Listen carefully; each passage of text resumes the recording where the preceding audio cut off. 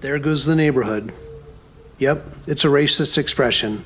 Its origin was in the 1960s in America. When blacks moved into white neighborhoods, some whites were pretty unhappy about it.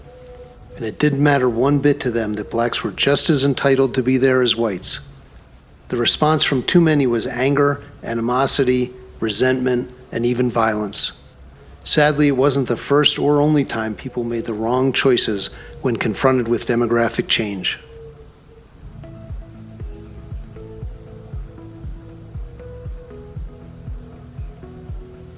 Welcome back, and thank you for wanting to know the facts and the truth. What's going on in the Israeli-Palestinian conflict is big.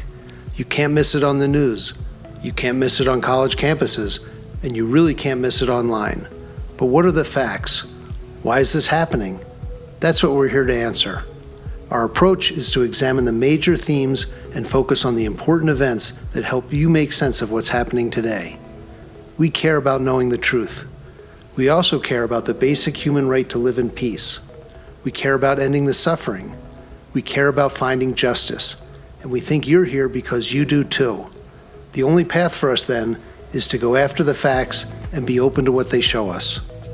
Life can be beautiful without hatred, violence, and war, and maybe the way there starts with better understanding each other. Better understanding the Jewish people, the Palestinian people, the history of their conflicts and past peace efforts, and some of the major issues standing in the way of forging real peace. What the Hell is Going On in Gaza is a 9-part series made up of 30 episodes, each designed to help you understand a different but important part of the picture. Part 3 of our series, we'll answer the question, how did we get here? We'll do that by looking back on the significant events that really shaped the dynamics of what we're seeing today. Over the next 6 episodes, here's what we'll cover. Episode 12, Demographic Change. Episode 13, the UN's two-state solution. Episode 14, the 1948 Arab-Israeli War. Episode 15, What About the Nakba? Episode 16, More War and Conflicts. And Episode 17, The Dispute Over Borders. Here in Episode 12, we'll explore the demographic changes that occurred in the region and how choices made so long ago are connected to the violence that continues today. Let's get started. There's a line William Faulkner wrote in Requiem for a Nun that's profoundly true and certainly applies to the dynamics of the Middle East. Quote, "The past is never dead. It's not even past." With that in mind, let's get going. Change had come to Palestine before. While Jews were the majority of the population for more than 1,000 years, Palestine became majority Christian by the 5th century under Roman rule and majority Muslim sometime after the 7th century following the Arab conquest. This history, including the treatment of Jews under both Christian and Muslim rule, has an impact still today. But our focus in this episode is what began in the late 19th century and how Palestinian Arabs living in the region responded. What was unique this time was that after more than 1,000 years of Muslim Arab dominance, the region saw the beginning of the first significant return of Jewish diaspora to their ancestral homeland, the first since the destruction of the Second Temple by the Romans nearly 2,000 years before. We're talking about the increased immigration that began in the late 19th century with Jews from the Russian Empire, that we discussed in Episode 2, and continued as anti-Semitism grew in Europe until the tragedy of World War II. Overall, there were 5 periods of Jewish immigration to Palestine between the 1880s and the start of World War II. The first Aliyah, from 1882 to 1903, was made up of immigrants mainly from Eastern Europe and Yemen. It was driven by oppression and pogroms. Some 25,000 Jews came to Ottoman Palestine, though many would give up and go home. The second Aliyah, from 1904 to 1914, was made up of immigrants mostly from Russia. They came to Ottoman Palestine due to the growing anti-Semitism and economic hardship imposed on Russian Jews by the Tsar. Some 35,000 Jews came, though the majority would give up and go home. The third Aliyah, from 1919 to 1923, was made up of immigrants mostly from Russia, Poland, and Romania. They came due to the Russian Revolution, anti-Semitism, and the promise of a Jewish state offered by the Balfour Declaration. Some 35 to 40,000 came to British Palestine. The fourth Aliyah, from 1924 to 1929, was made up of immigrants mostly from Eastern Europe. They were driven to emigrate by rising anti-Semitism. Some 80,000 came to British Palestine in this wave. The fifth Aliyah, from 1929 to 1939, was made up of immigrants mainly from Europe and Asia. This time, it was the rise of Nazism that drove them. Some 225,000 to 300,000 Jews came to British Palestine before World War II slammed the door shut on European immigration. What was the state of the region as these immigrants began to arrive? First, it's worth noting that even with these new Jewish immigrants, there were still twice as many Arabs as Jews in Palestine, even in 1940, after these waves of Aliyah, meaning the Palestinian Arabs were not overrun by European Jews, as is often claimed. Also of note, Jews were already a majority of the population of Jerusalem in 1875, according to Turkish census records. Again, European immigration did not turn the tables. Land was the other issue. Palestinian Arab society at the turn of the 20th century was still characterized by an almost feudal disparity between elites and non-elites. Much of the land in the region that was owned by Palestinian Arabs was owned by Arab elites.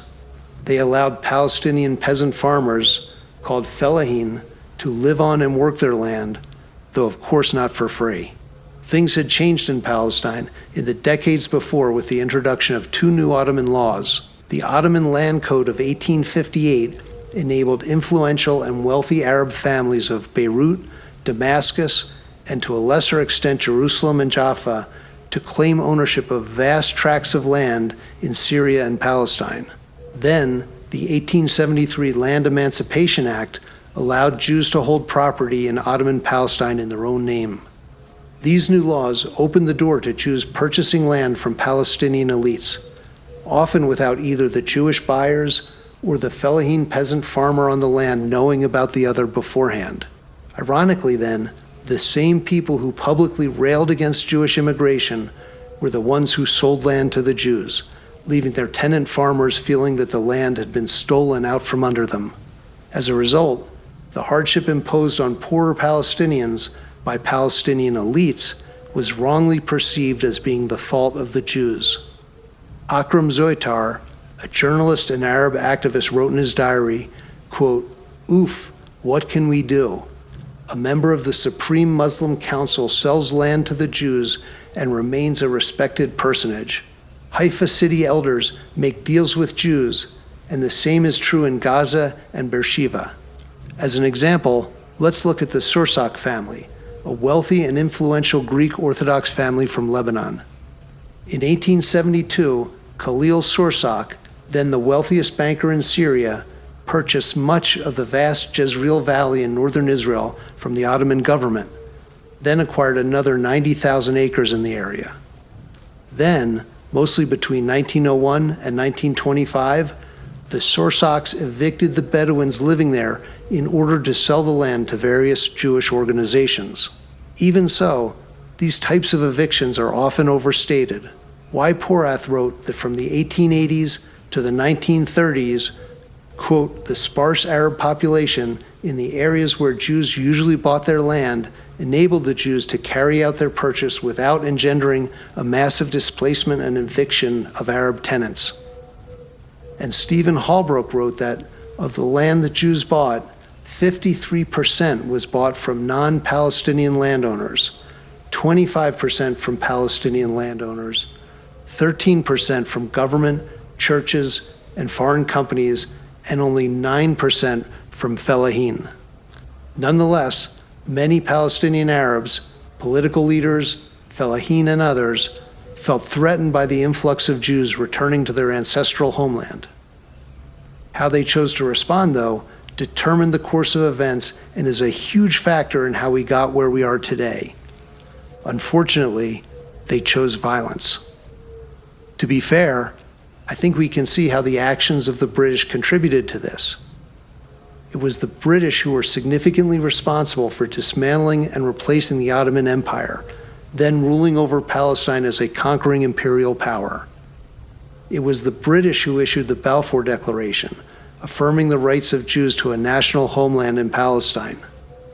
It was the British who played a significant role in the San Remo Conference, affirming that this national homeland should be, in fact, a Jewish state. It was the British who issued the Peel Commission report, proposing a two-state solution that is allowing for a Jewish state.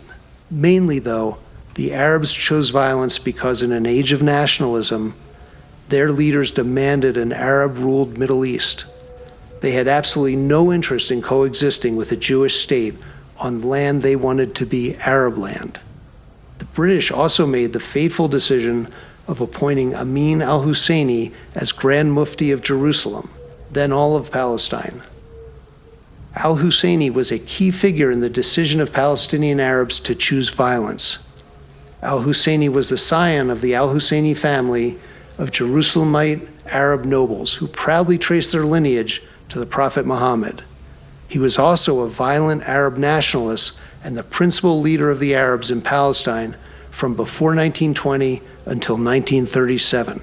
Al-Husseini was a leader of the 1920 Nebi Musa riots, an Arab attack on Jews in Jerusalem.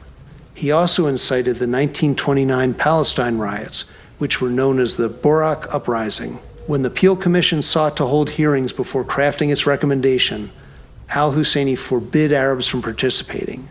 By the time he finally relented, it was likely too late, contributing to the unfavorable outcome for Arabs. The Arab Revolt of 1936 to 1939 was triggered by al-Husseini's call for an Arab general strike.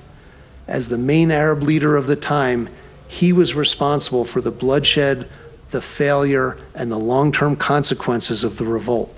Later, al-Husseini collaborated with the Nazis against the British, which only encouraged the British to strengthen their ties with Palestine's Jews. There were, however, during that period, other Arab leaders who called for peace and compromise with the Jews, like the Nashashibi family, a powerful rival to the al-Husseini family. We'll never know, but had one of them been Grand Mufti, perhaps things could have turned out very differently. The current conflict between Israel and the Muslim Arabs of Gaza, the West Bank, and surrounding nations is not new. It didn't start in 2023, or 1993, or 1948, or 1936. Its roots reach back to the Arab conquest of the 7th century. However, the seeds of our modern conflict were sown more in the late 19th and early 20th centuries when increased Jewish immigration was met with violence, a strategy that led to Arab defeat in 1948. But that's for our next episode. Thank you for continuing to watch our series, What the Hell is Going On in Gaza? We hope you got a much better understanding of Hamas and now have more context for understanding the situation in Gaza. If you'd like to leave a comment or get in touch, please visit our website at www.getthefactsmiddleeast.com. There's still a lot more to learn in this series, so we hope you'll go on to episode 13, where we'll look into the UN's two-state solution. Thank you for joining us. We appreciate your interest in learning more about the war in Gaza. And remember, where there is no knowledge, there can be no insight.